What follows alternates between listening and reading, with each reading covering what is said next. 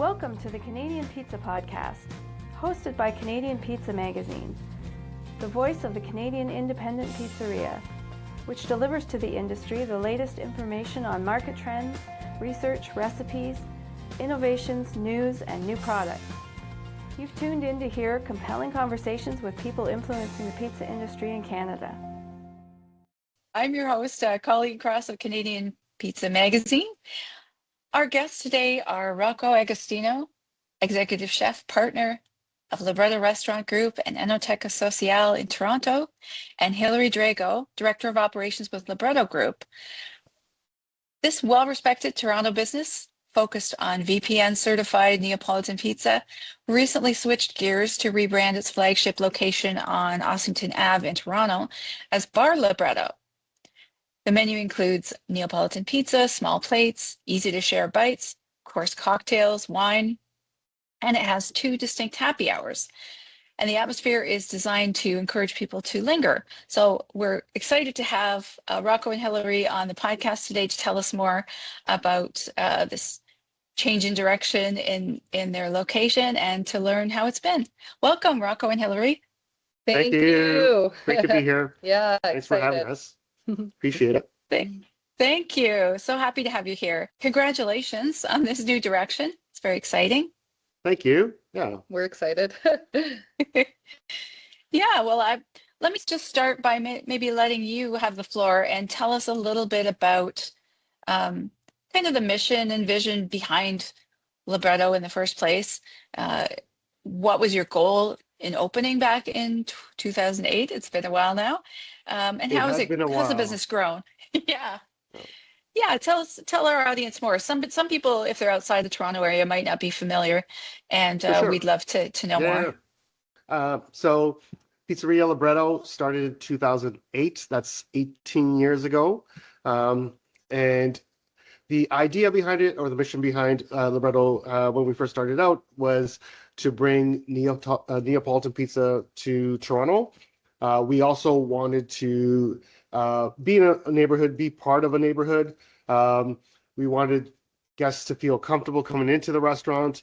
We wanted them to come in, multiple times a week, so that they felt comfortable. So that meant, being value oriented as well, having things on the menu that made sense for the time. We created a menu that was, had small plates so that you can come in on any given day and enjoy small plates, enjoy our pizza as well, and then feel comfortable coming back a second time or even a third time during the week.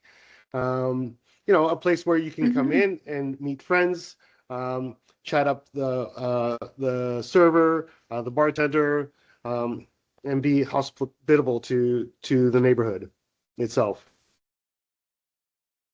Right. So they really business grew up around sort of with the neighborhood in mind and their needs. It did, yeah. The neighborhood at the time, was family oriented. A lot of young families, but lacking restaurants. Yes. Lacking a place to go, right? And to feel comfortable. And like Rocco says, not just for special occasions, but any day of the week, whether you're running late to a baseball tryout and you need to grab a quick pizza with the kids before you go, or a special dinner night, out on a Saturday evening. We always kind of cater to both of those people. So, and then growing the business, shortly after this is when you opened Enoteca Sociale. Yes. Yeah. Enoteca Sociale was our second location that we did open on Dundas. From there,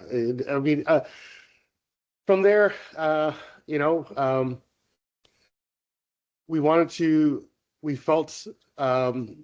grow Libretto itself as a brand, as a restaurant, and so the second location for Pizzeria Libretto was our Danforth location, which was another sort of specific neighborhood that we targeted, and we wanted to be part of that neighborhood. We felt like it was something that the neighborhood needed, and with families in the area as well, it sort of fit what we were looking for. What we were already doing, yeah. So that, it grew in popularity, and then over the course of the last 18 years, there's been how many? A couple, Well, I mean, yeah. a couple, maybe we don't need to count all because some of them, you know, we've said goodbye to some locations. We had a short little stint in the Junction, which is actually where both Rocco and I live. You know, one down on Queen or King East, Yeah. King West, sorry. Yeah. But here we are today, and we've still got 4 Mhm. locations. The Ossington location, which we will be talking about, which is now Bar Libretto. Then we've got the Danforth location. Then we also have a location right in the financial district at University and King. And our newest location is actually north of the 401 at Yonge and Shepherd. So now we're kind of in all 4 quadrants of the city. If you have the East End, the West End, you know, Downtown. north and south. And we feel good about that. So, you know, other expansions of the business worth mentioning is of course the frozen pizza program. Definitely, yeah. I mean, and the frozen pizza came about, you know, during COVID. It was an idea that we were floating around a couple of years even before COVID happened, Mhm. and that just gave us the opportunity. You know, we weren't doing nothing at the time, and we said, well, we got to do something, so let's put this together, and we built it from there. And to this day, I mean, we're in, I think, over 300 grocery stores, so it's incredible. Mm-hmm.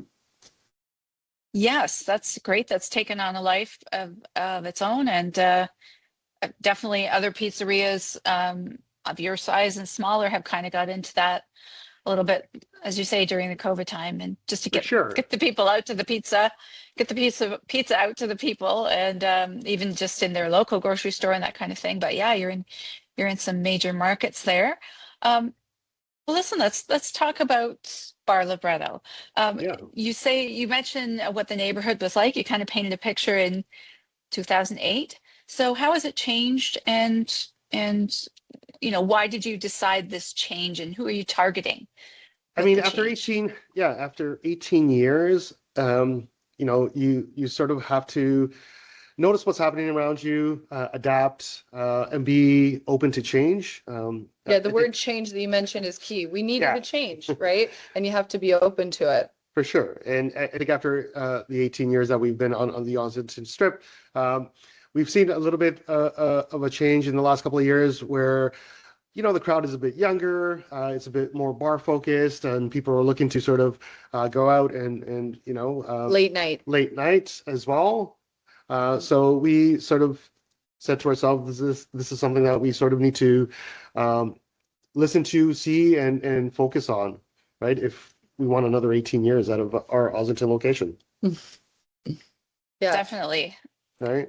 Yeah, I Go mean, ahead. I think the thing is that we spend, you know, we live in the Junction. Dundas West is still very close.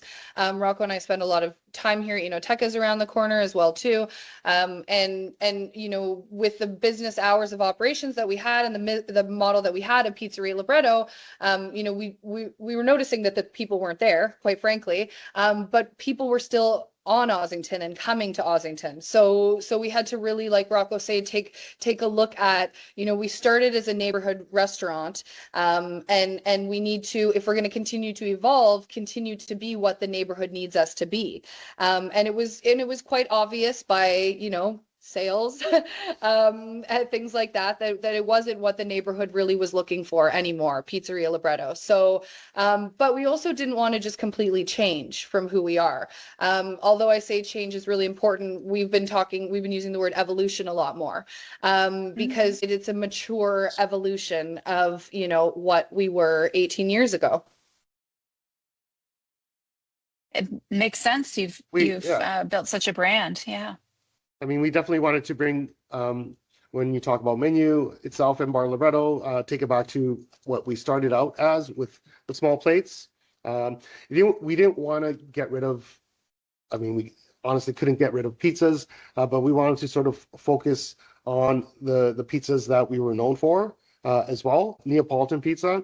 I mean, all the other locations also have New York pizza, but we said, you know, let's focus on the Neapolitan pizzas. Let's focus on what we used to do, which is the small plates, and sort of focus on the seasons as well, and keep the menu exciting and tight, so that it brings back that feeling of, you know, I can go to Libretto, Bar Libretto, and then, you know, go back on a Friday and have some different dishes that might be a little different. right? When we say evolution, we really, we looked at what was out there, but we also had to ask ourselves, what did we want it to be, right? People often say that Rocco and I are the heart and soul of Pizzeria Libretto. And so we did a lot of asking ourselves too, of, what did we want to see, right? We didn't want to just blend in with the neighborhood. We wanted to really make sure that it felt true to us, because you know us, Colleen, we've worked together a lot over the years, and if we don't believe in something, then we really can't make it happen. And so I think that that's the core of what this place is as well too, is Rocco and I, we really believe in this. And so therefore, it's kind of easier to figure out what that looks like, right? When internally you're just asking yourself, okay, does this picture go or does this picture stay? You already kind of know, because it's part of your own evolution too. Yes, the gut check. Yeah, the gut check. The gut check. Doesn't feel right. Make a decision, sleep on it. Doesn't feel right. Yeah. Yeah, no, 100%. That's great. I guess talking about, you brought up some of the menu changes, and what were the sort of physical or operational changes that you may have made to the location when you opened up? And it's really, I must stress, it's only been two to 3 weeks since you opened Bar Libretto, so it's all very new. Do you want to take a little tour? I mean, we can even show you the video. Yeah, I mean the changes. Love it. Yeah, I mean they're pretty much. Didn't change. Oh no, I mean I'm showing. So when you walk in, there used to be plants hanging from the ceiling. We really wanted to open up the room and show off the wood beams that are in the ceiling that are absolutely beautiful, especially because of the setting as well. At night with the dim lighting, it really showcases the room a lot better. I think honesty is key here, because everybody probably listening to this either owns a pizza restaurant or, dreams of it or worked in one, etc. We didn't have too much money, right?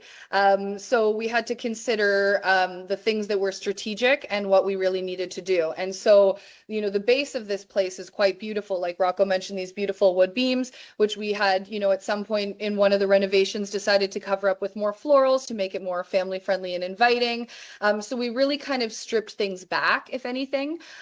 We took off a lot of stuff, artwork that kind of gave more of that family friendly, and not that we're not family friendly, but really just making it more sleek, and to emphasize what we're doing is simplicity here. So the simple dishes. So we wanted it to be a simple environment. The prices are value driven. We really just kind of wanted to scale it all back. And so I think the decor is reflected. We put up some interesting, like, old school Italian Luxardo artwork, and you painted the hallway a chalkboard paint, which it used to be chalkboard back in 2008, so that people can scribble all over it. But it was done on not too much more the sweat and tears of our back. But it's great. We love it. If you think about it, it's kind of like, putting a dish together. You put a dish together and it tastes good, and then you're like, well, maybe if we add this ingredient, it would be better, or maybe then you add another ingredient, it might be even better. But then you realize, well, hold on a second, maybe we have to strip it back and take this ingredient out because it was better in the first place. So it's a really good analogy. Kind of going the distance, but realizing, hold up, we didn't have to go that far, and then just peeling things back and being like, the core of it was this initial dish that we put together, right? Yeah, we wanted people to walk in and not be like, oh, wow, what is this place? But be like, okay, I get it, right? I was here maybe a couple of weeks ago celebrating something with my family, and it's a bit different now, but it's not like completely different. Yes. What were some of maybe the challenges of making a change like this? And I'm thinking of maybe with the marketing and promotion and letting people know. Or were there other challenges that you can talk about, like to kind of illuminate things for other operators that might consider a tweak like this down the line? I mean, there's the inevitability of we had to make some staffing decisions, right? Because we went from a 7-day-a-week operation of lunch and dinner to our hours of operation now are only 4 nights a week. and emphasis on nights, 4 p.m. till late. So, you know, that's a reality, is that we had to make some staffing decisions, and those are never easy. But Rocco and I kept reminding ourselves the goal was to save as many positions as we could, right, with this transformation. And I think, with the team that, was able to stay here, I think that they're excited and they're driven to see us doing something different, because, they were the ones working here and noticing that, maybe there weren't as many people coming in. And so now we've not only kind of attempted to secure those jobs longer, but provided them with new things to learn about. Rocco's put some dishes on the menu that we've never had a beef tartare at any libretto before. And so now the team gets to learn how to work with things, do things like that.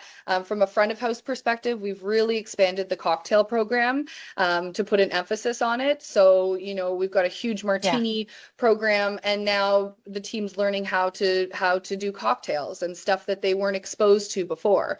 So with those kind of negative operational changes, you hope for the positive outcomes like that. But yeah, of course, those were some of the difficulties, is there were some staffing decisions that had to be made. So we have a great team that we work with that helped us do marketing and social media. We are, of the restaurant group, people that love influencers. I know that it could go one way or another, but we have great experiences working with them. So we've been, bringing a lot of influencers in over the last couple of weeks, and we get such great content from them and great feedback from them, because it's really like the new way of word of mouth, which is kind of how Libretto was built, to begin with. So it's a bad time of year, let's be honest, to do a flip, weather doesn't help either, weather right? doesn't help, yeah. But we also didn't really have timing much on our side. It's the best time to do something like this, take the time to train the staff. We had a couple days that we were closed where we did the space. And so, yeah, the challenges I would say now are just kind of getting through the dregs of winter. Because I think that when the summer season comes here, I've seen Ossington and it's very alive. So we're optimistic. We're really optimistic. How long did it take from the conception of this to opening night in March? Like, what kind of time frame are we talking about? I think the idea of it has been on our minds for a while now, but never sort of brought to fruition until as of late. Yeah.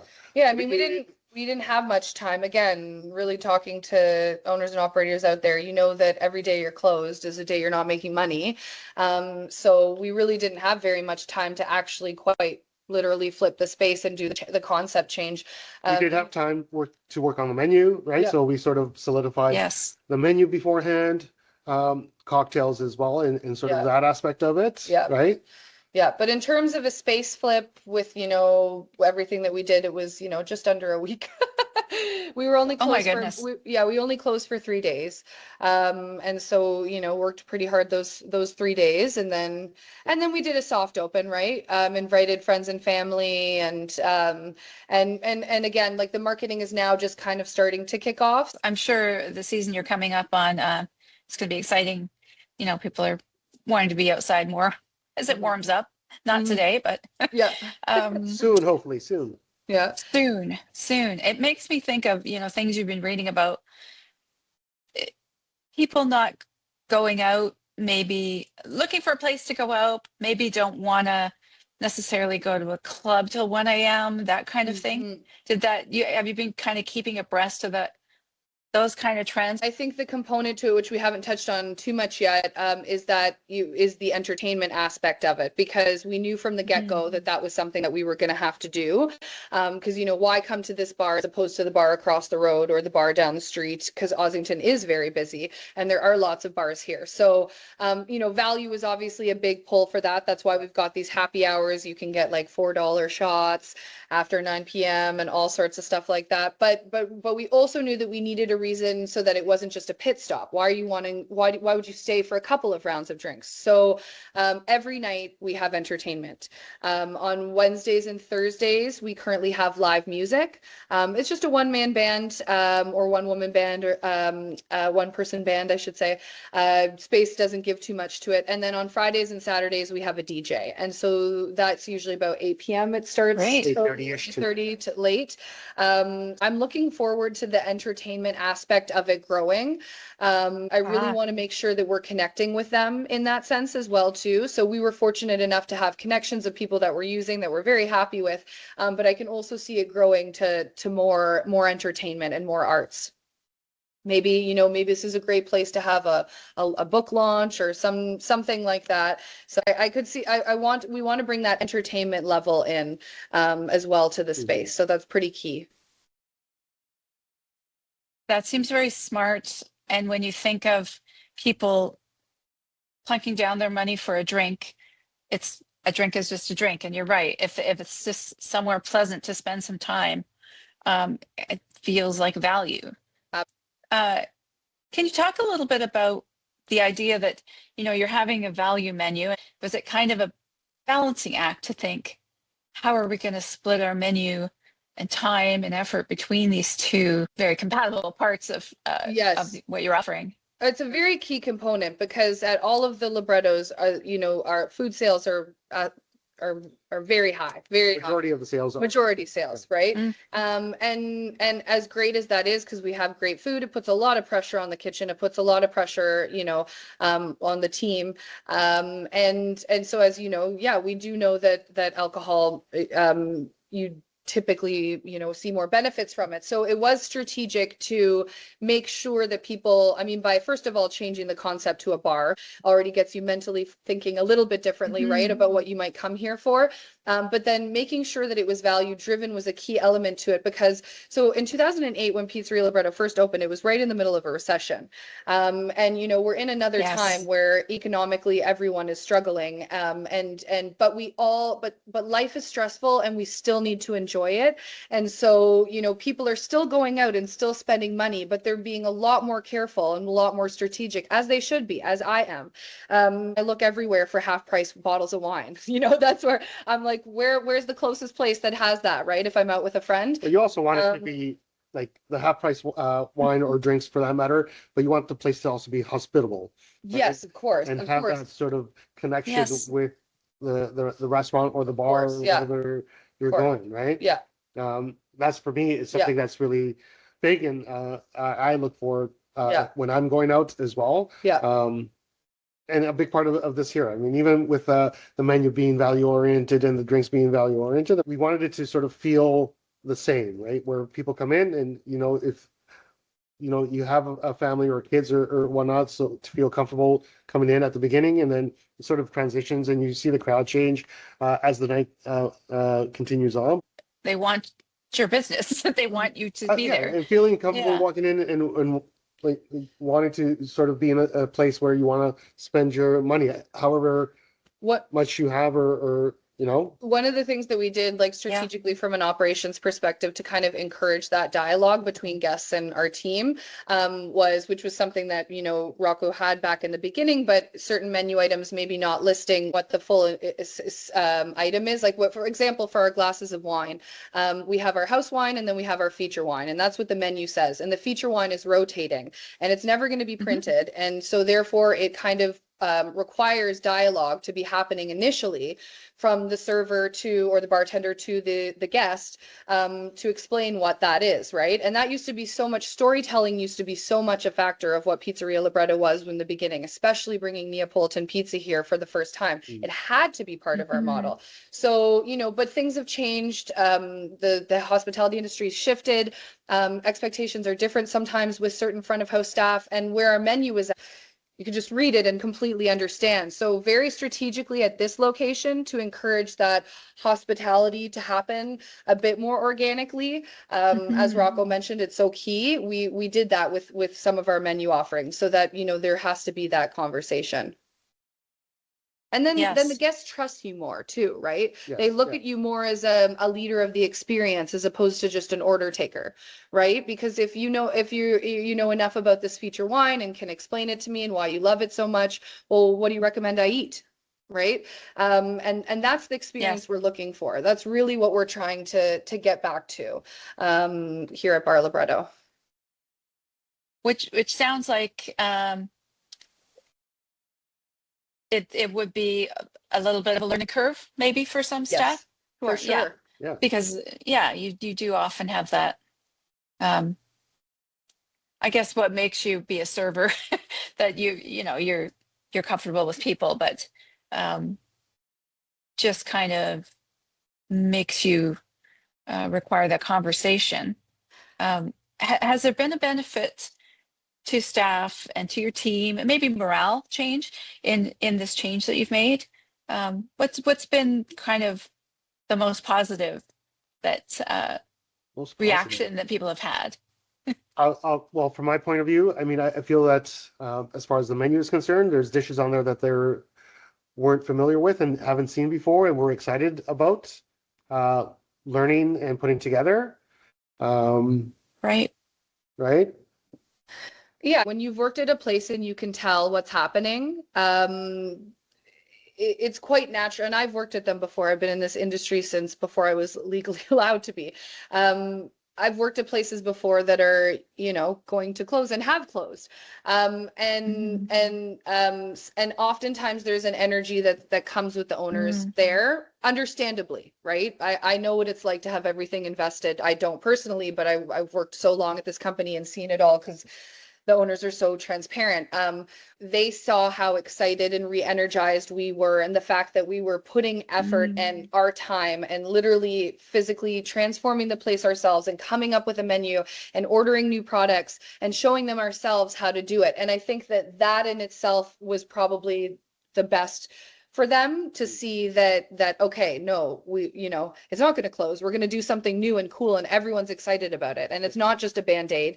It's more exciting. So because I will always say, it comes top down, right, from the leaders, and the energy that you have when you're in the space, when you're working in the space, is very important. And I mean, Rocco is the king of that, and that's why I've worked for him as long as I have, because he makes you feel great when you're working with him.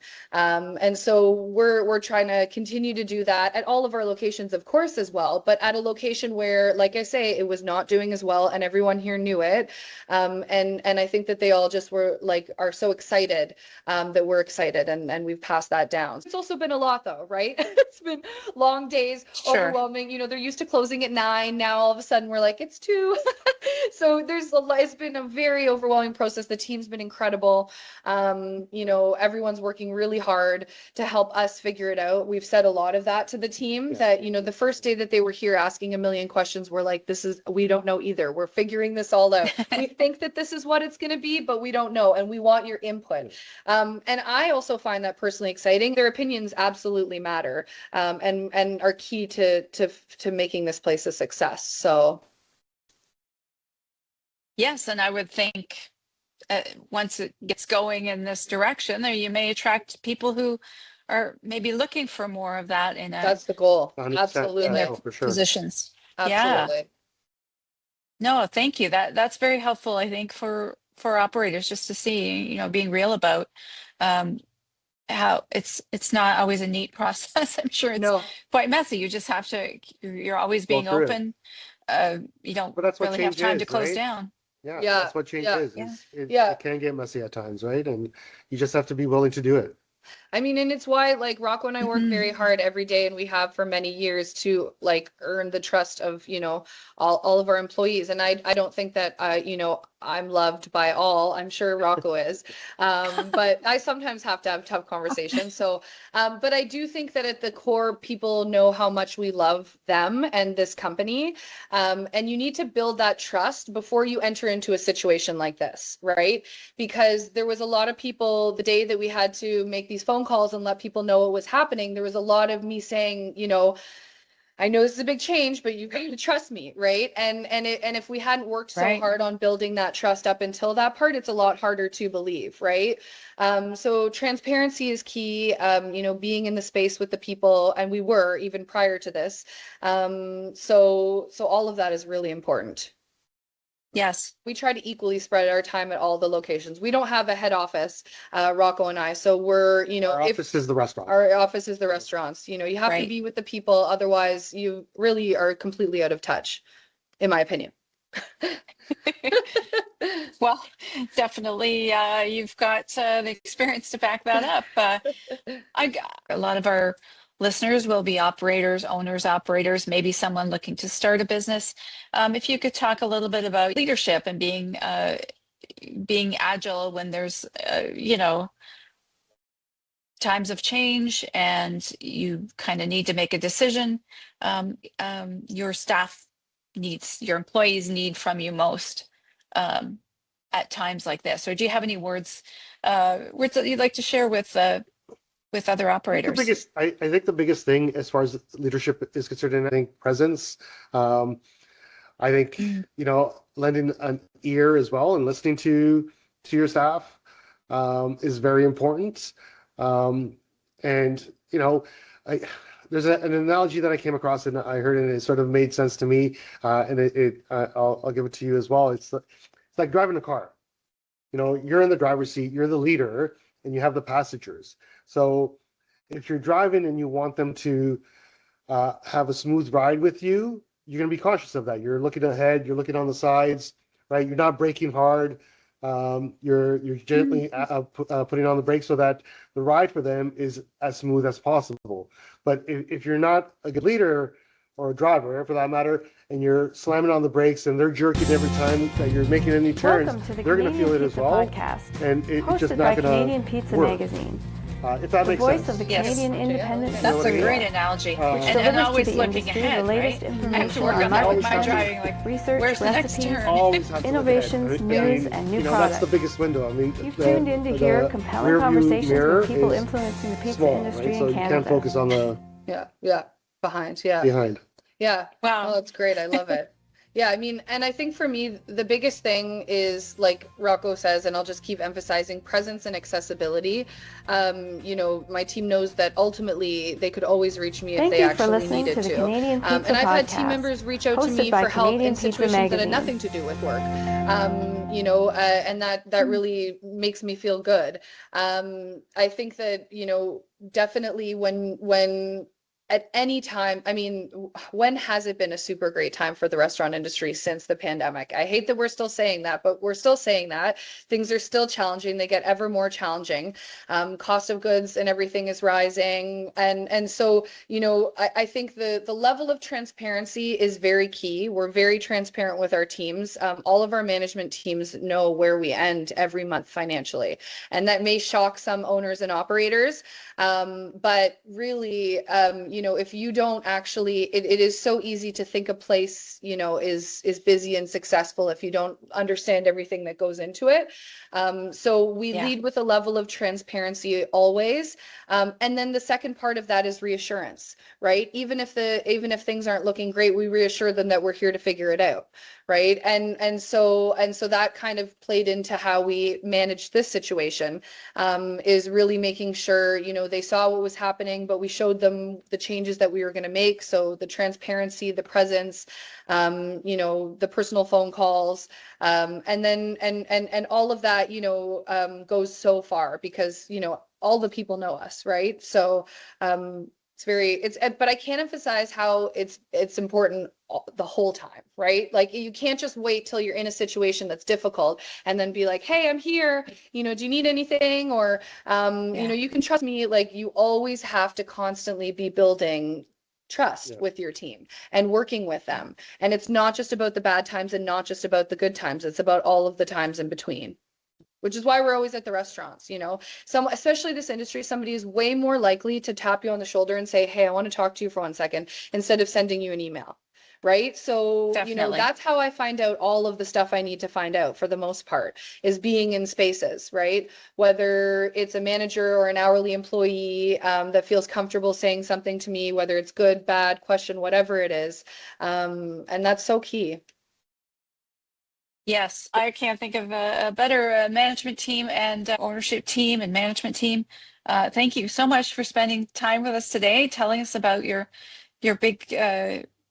big news, big change. How has it been going so far? It's been going well. Yeah, no, Yeah. I think people have been enjoying it. Yeah, I've been spending my time here, and I've kind of enjoyed it also. Mind you, I have to leave before it closes because I'm a little older. But for the most part, yeah, no, it's been good. It's been Reception's a good been really vibe. positive. Yeah. People are loving the food, they're loving the drinks, they're loving the Yeah. prices. And Yeah. that's what will Yeah. get people to come back. So Yeah, well, you can add to that listening to your employees, listening to your customers and what they need in your neighborhood. So it seems like what 100%. this Yeah, driving this change. for yeah, sure. yeah. Well, thank you both, Rocco and Hilary. It's been a pleasure to talk with you, and we hope to do so again. Yeah, Thank you, and I hope Colleen. to see you at Bar Libretto soon, Colleen. You'll Yes, have to send us a you'll have to visit. come in. Yeah, when you like to come in. Thank you. I'd love to. Okay, take Great. care. Thank you. Take care. Thank you for listening to the Canadian Pizza Podcast, hosted by Canadian Pizza Magazine.